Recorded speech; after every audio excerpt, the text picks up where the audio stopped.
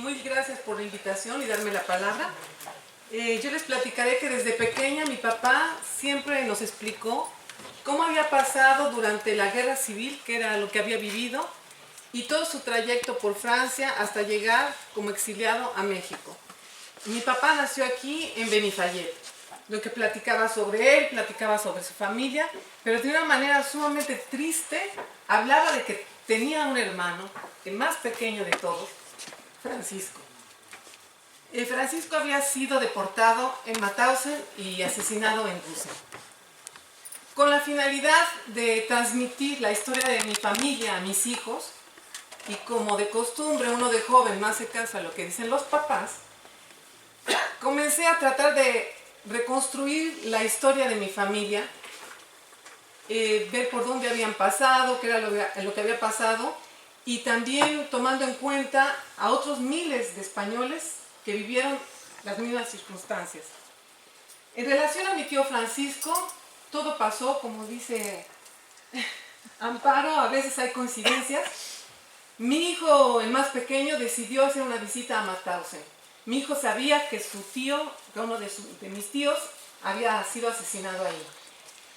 Obviamente esta visita le chocó enormemente, mi hijo tenía 23 años a la época, y al final de la visita, no sé si ustedes han ido a Mauthausen, al final de la visita es ahora un memorial, ese campo de concentración es un memorial, y al final pues hay una parte conmemorativa para los muertos. Y mi hijo con gran sorpresa observó que dentro de los 81,000 muertos que estaban inscritos, se encontraba el nombre de mi tío, con una pequeña falta de ortografía en su apellido. Entonces decidió hacer los trámites para el cambio sin ningún éxito, regresó a Francia, que es donde vivimos, y meses después, mi marido y yo sentimos que era nuestra obligación, representando a la familia, ir al lugar donde mi tío había fallecido y además hacer los trámites correspondientes para el cambio de ese apellido. Una vez que nos desplazamos, es cierto que una cosa es lo que dicen los libros, lo que platicó mi hijo, y otra cosa es estar en ese lugar. Imaginar que alguien de tu familia vivió tantísimas atrocidades. Eso es un sentimiento de horror, un sentimiento de un aire inhumano, se respira algo muy, muy especial ahí. Sobre todo en ese momento yo pensaba, mi hijo cuando visitó tenía 23 años, la edad que mi tío tenía cuando llegó a Rusia. Increíble que tan joven había vivido tantas atrocidades. Por otro lado, también pensar que otra serie de deportados que habían dado su vida por la libertad, por sus ideales, estaban pasando completamente al olvido. Entonces regresamos, comenzamos a hacer los trámites en Mauthausen para el cambio del apellido, y una vez terminado este trámite, la persona encargada del memorial, una persona sumamente agradable, me dijo, bueno, ¿por qué no hace usted, deja una huella escrita de su tío? Es cierto que mi tío en Mauthausen ya no era solamente un número, ya le habían puesto un nombre en ese lugar, en ese memorial que conmemora a los muertos. Sin embargo, sentíamos que era mi deber de escribir unas palabras que lo honraran, ante todo, y que también sirvieran a las generaciones futuras a que se dieran cuenta hasta dónde puede llegar la locura humana.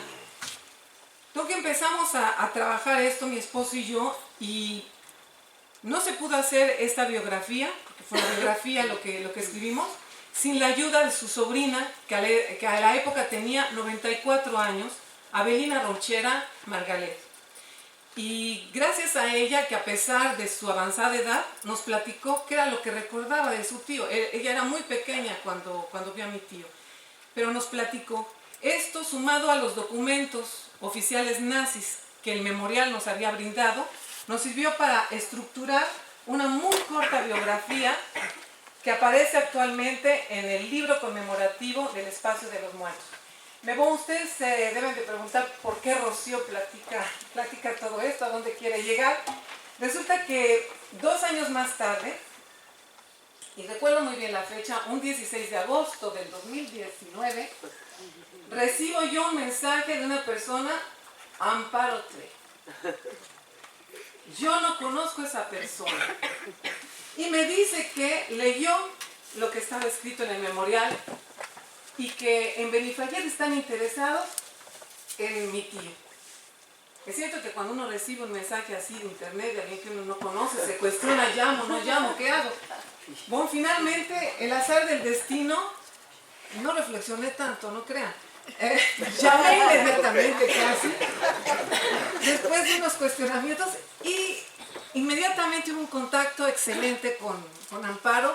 Pasó ahora sí que la corriente de una manera increíble, y en ese momento me puse en comunicación con Silvia Folke, más tarde con Mireya, y empezamos a tener intercambios sumamente enriquecedores, intercambios muy ricos, basados sobre todo en cosas de la memoria familiar, en documentos, en entrevistas que habían hecho, en libros que habían leído, etc.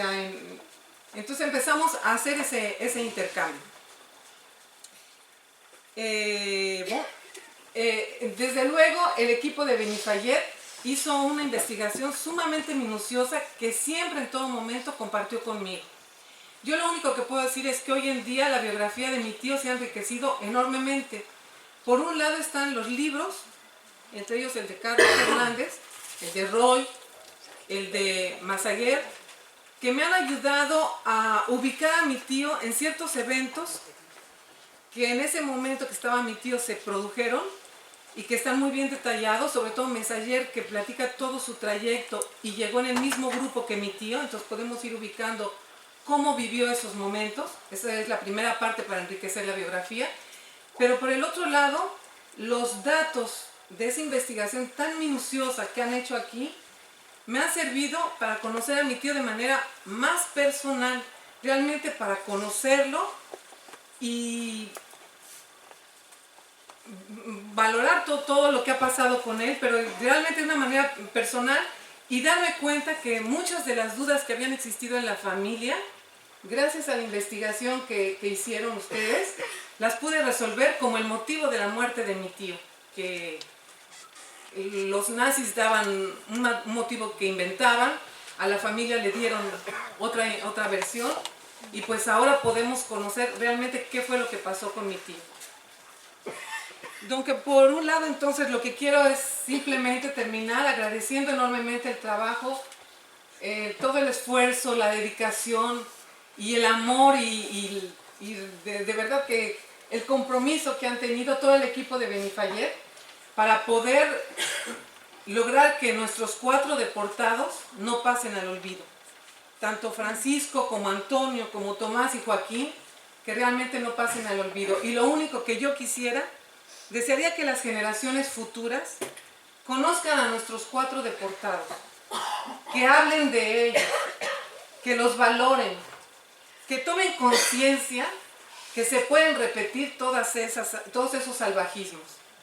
Y vemos que estamos en un periodo difícil.